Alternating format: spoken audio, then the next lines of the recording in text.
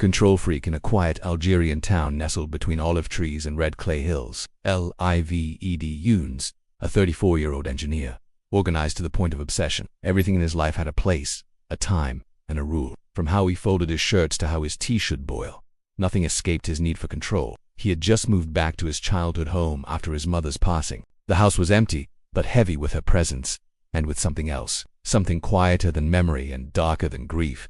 The neighbors never liked his mother. They whispered about her rituals, her incense that burned at odd hours, her refusal to allow strangers past the threshold. To Younes she was just intense, overbearing, but harmless, until he entered the locked room. It was a small, windowless space at the back of the house, one he never remembered seeing as a child. The key was found under her prayer rug. Inside, there was a mirror nailed to the wall, facing inward, strange diagrams drawn in coal on the floor, and at the center, a doll, handcrafted from cloth, with buttons for eyes and long red thread wrapped tightly around its limbs, neck, and chest. There was a note pinned beside it. "He is free now. If you want to survive, do not untie the threads." Younes laughed. Old women and their superstitions.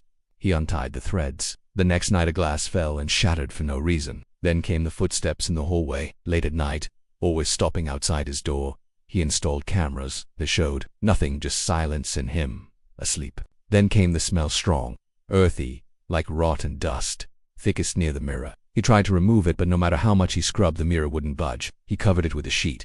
The nightmare started. Always the same. He's tied with red thread, hanging upside down in the dark, and something crawls toward him. Not walking, dragging. He wakes up sweating, unable to move. Then he started losing time. The entire hours vanished. He'd look up from his desk and it would be dark. His clothes would be out of place. Sometimes his hands were dirty, as if digging in soil. One day he found his mother's name carved into his bedroom wall.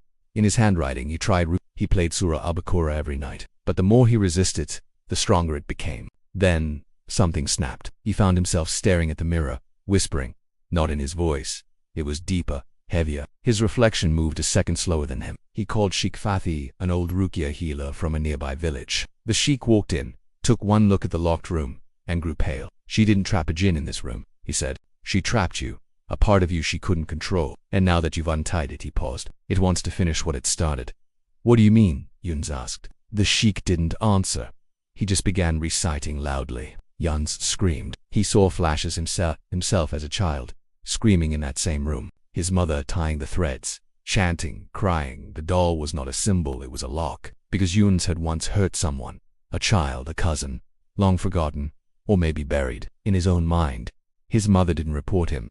She sealed him, bound the evil in him with prayer, coal, thread, and silence. But now he was free. The sheikh collapsed, blood from his nose. The house shook. He smiled. His eyes weren't his anymore. Now he likes the lack of control, because something else is in control now, and it remembers everything.